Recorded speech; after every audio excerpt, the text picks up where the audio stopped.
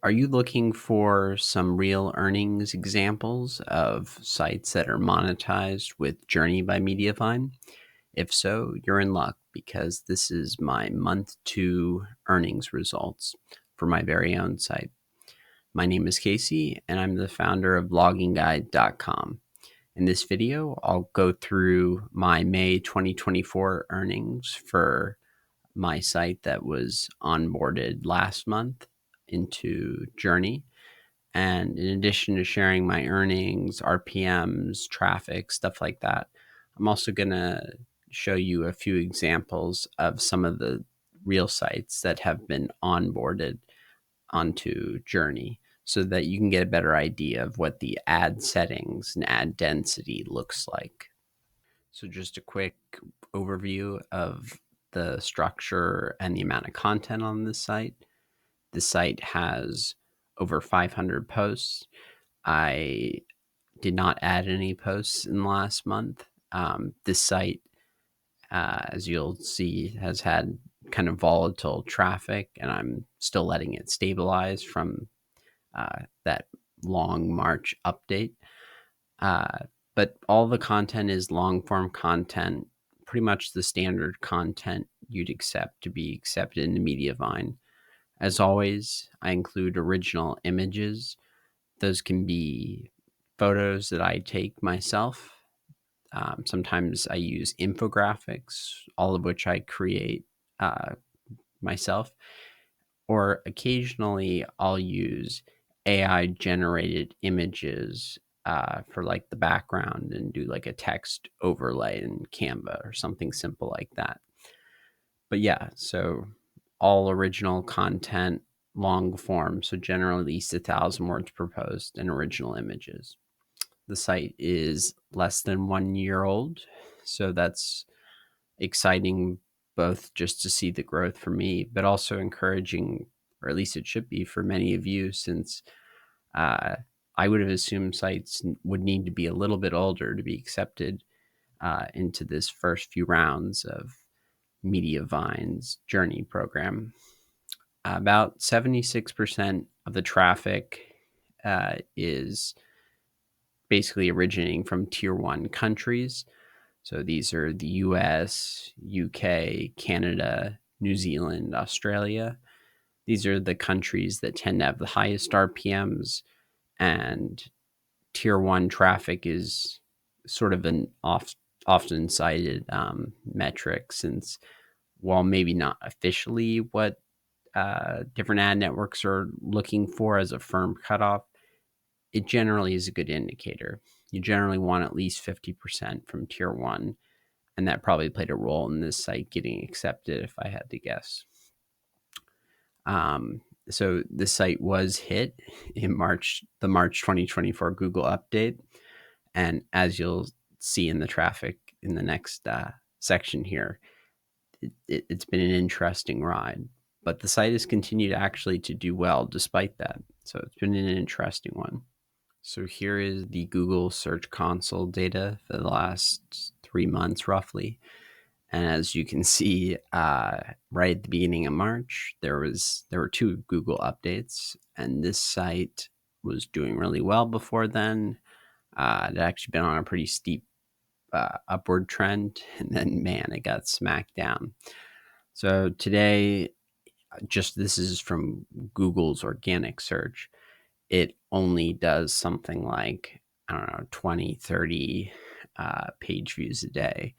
So really nothing to write home about. And if this had been the only traffic source that it was getting, it probably would not have qualified even for Journey, as you're really, with Journey, ideally want around 10,000 sessions per month. But interestingly, this site has had an unexpected boost from a different traffic source. As many of you may have noticed, especially if you have a large portfolio of sites, sometimes when a site gets destroyed by Google, uh, basically, yeah, it continues to do well in other search engines, and for various reasons, it might even thrive. So this site was doing pretty well before the updates. I don't know if it's because of the updates. It was more like 50% of the traffic, but as you can see, now most of the traffic does not come from Google, which only contributes about 1,000 sessions a month. So this is over 10,000, sessions. So Google makes up a pretty small amount. Um, Ahead of Google, we have Yahoo at 1.6 K sessions, DuckDuckGo at about 2,000, and the big winner, Bing, at 9,000.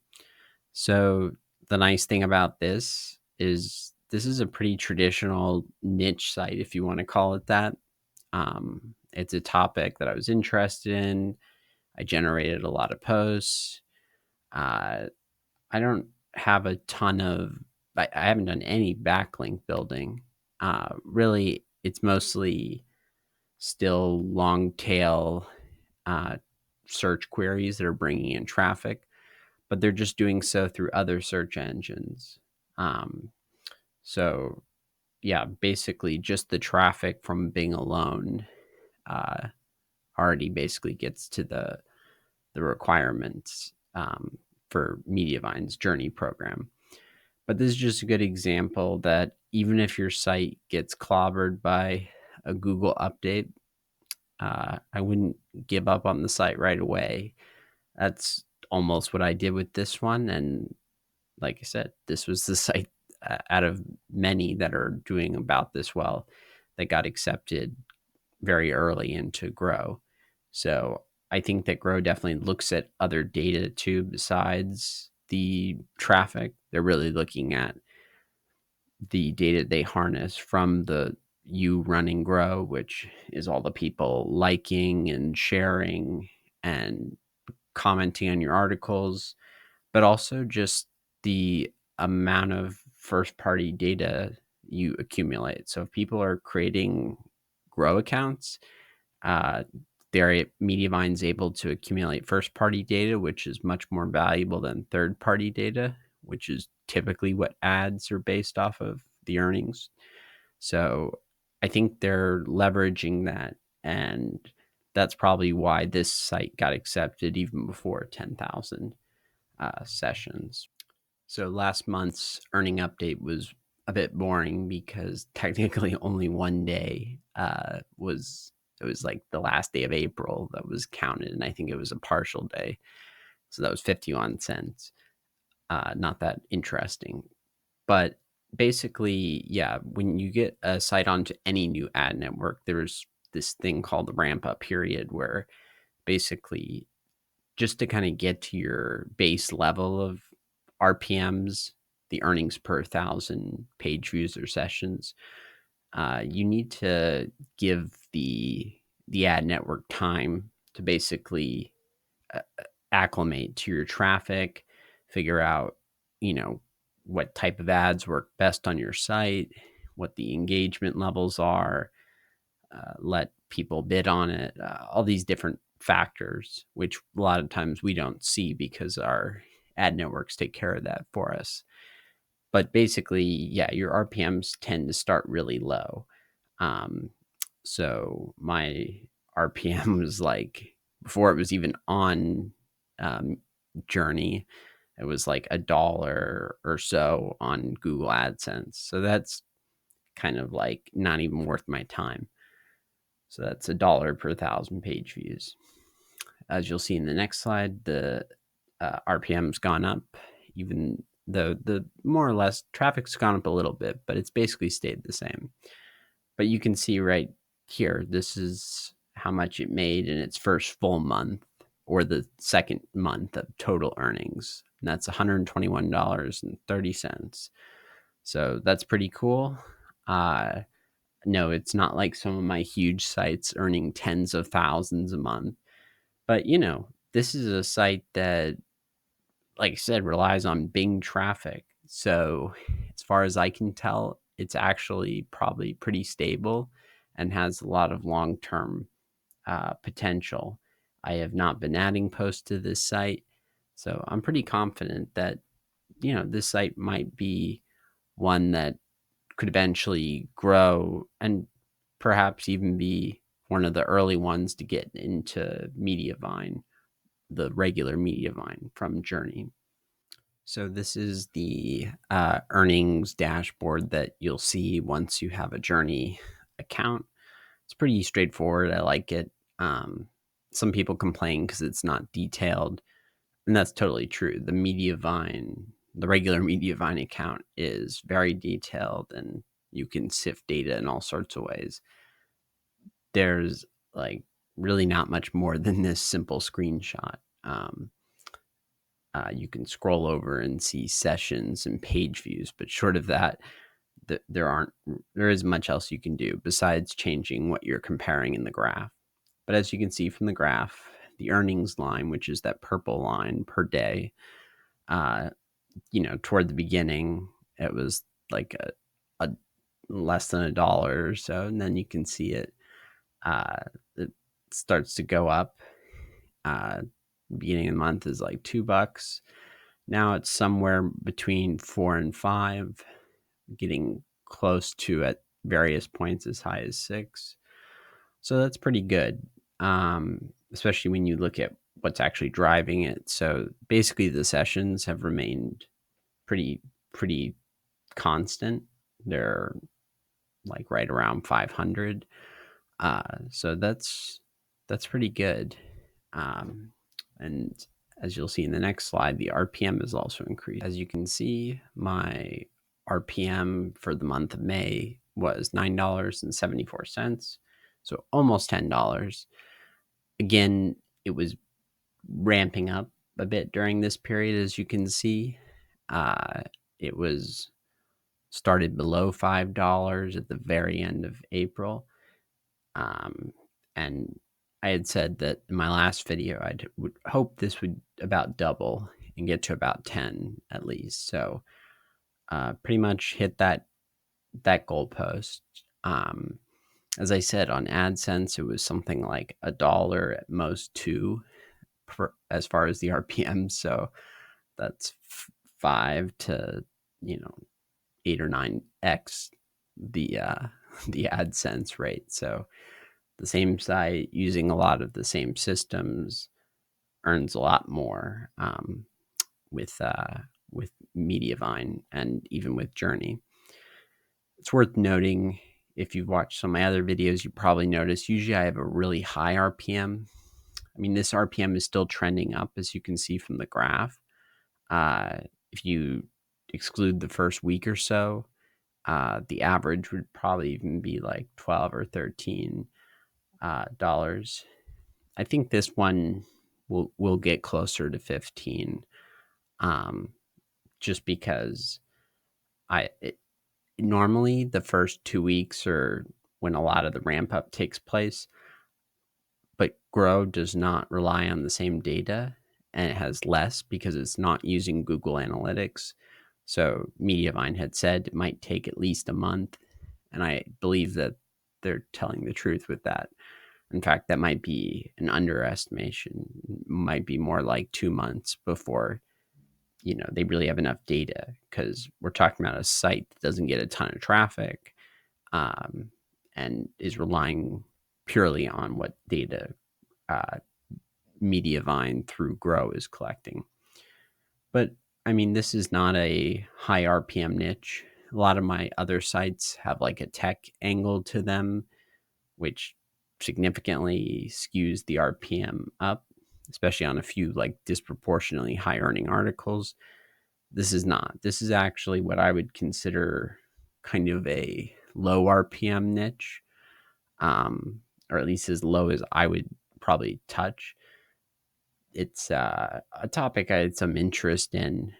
Most of these are like something I had like taken a course or two on in college and expanded into one of my 45 sites. And this is one of those. So it's kind of like a more obscure topic, and there's not a lot of commercial intent. So even getting to $10, but especially if I can get eventually to 15 plus, that's pretty good for this niche. If like I had like my standard site on here, this would probably be more like 35 to 45. But this is just to give you a sense of what the RPM realistically can look like. I doubt it would be much lower than this, unless you have like a quiz site, quotes, trivia, something, some of those sites that get really low RPMs. This is probably at what you would get at least with, gardening, sports, some of the ones that have kind of more mixed earnings. So pretty good on the RPM front, and glad it increased throughout the month. So one comment or request that I got on my previous video was, can you show us some actual examples of journey sites? Meaning people wanted to see the live website and see what the ad density looked like. Because understandably, when choosing an ad network, you wonder, okay, yes, what is the RPM, but also what does it really look like? Is it very obtrusive with ads all over the place, or is it kind of much more subtle? And that's a good question. So I decided to just pull two sites from the Mediavine journey JSON file. Technically, this data is public, so anyone can go look through. But in order to make it, instead of picking randomly or something like that, I wasn't sure the best way to do it. I literally, in the end, was like, the first two sites they added are probably the easiest way to do this, without me having to like pick favorites or, feel like I'm outing intentionally somebody's site. And both of these are pretty typical of the type of content sites that Mediavine accepts, which is probably reflective of the fact that they were the first two accepted, or at least the first two listed in the JSON file. So the first one is herbivorecucina.com, which is a cooking and recipe site, and then forbusybees.com, which is a organization and productivity website. Okay, so we're now on Herbivore Cucina, and as you can see, this is a pretty standard Mediavine type site in terms of content. It's got lots of recipes. You can see it's obviously using Grow because you can see the Grow heart widget. You can also see they have the top sidebar recommended posts option enabled. So this is just a handy feature in Grow that can help promote your posts. So this is sort of what the homepage looks like. So you can see it's really not too obtrusive in terms of ads. Actually, the only ad here is ironically a Grow ad. And I have noticed these on my site and others. So some of the ads in different places will be these Grow ads. You can see there it just changed. So now it's a progressive ad. But let's go to an actual recipe or blog post and see what it looks like. So again, you have this is called the adhesion ad section. And then you have these. So you can see the little Grow icon. So in between, looks like they have it pretty much by default at the like 28% density, so not the very highest, but for the in-content ads, okay density. There is also obviously this sidebar ad, so you definitely, if you have Grow, you already have this enabled. But yeah, I mean, I don't think this looks too obtrusive. Definitely is not like Zoic level. So yeah, I think overall this is a good example. This is kind of what the layout looks like. And this is kind of what you could expect if you're going to run ads. Obviously, this ad in particular, you can see is a little smaller. Sometimes the ad might cover this larger space, but it's not that much different than really any other ad network. So the second example is this site for busy bees, and yeah, it's basically got content related to work management, self-development, all stuff about organizing your life. You can see they have their own digital products that they're promoting, which is smart. Let's see what their ads look like. So you can see this is a sidebar ad. This almost could just be a standard Amazon affiliate ad, except we see the little journey icon. So this is a journey ad, and so is this, the Orlando one. As you can see, again, we have this grow ad module, which I'm assuming this is a big part of also how Mediavine's able to offset this. This is a great way to promote grow. So yeah, I think it's a good strategy on Mediavine's part. And ultimately this is kind of like if you have the standard Mediavine settings.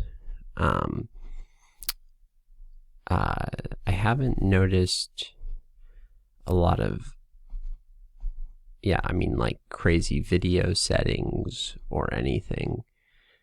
I was gonna say, yeah, there we go. And there's something with the video. There's typically is a video module. Note this is an Amazon affiliate link. So if your site is full of all sorts of things, like different links, then yeah, this can get a little clustered, because this is your own link. This is a product you're selling.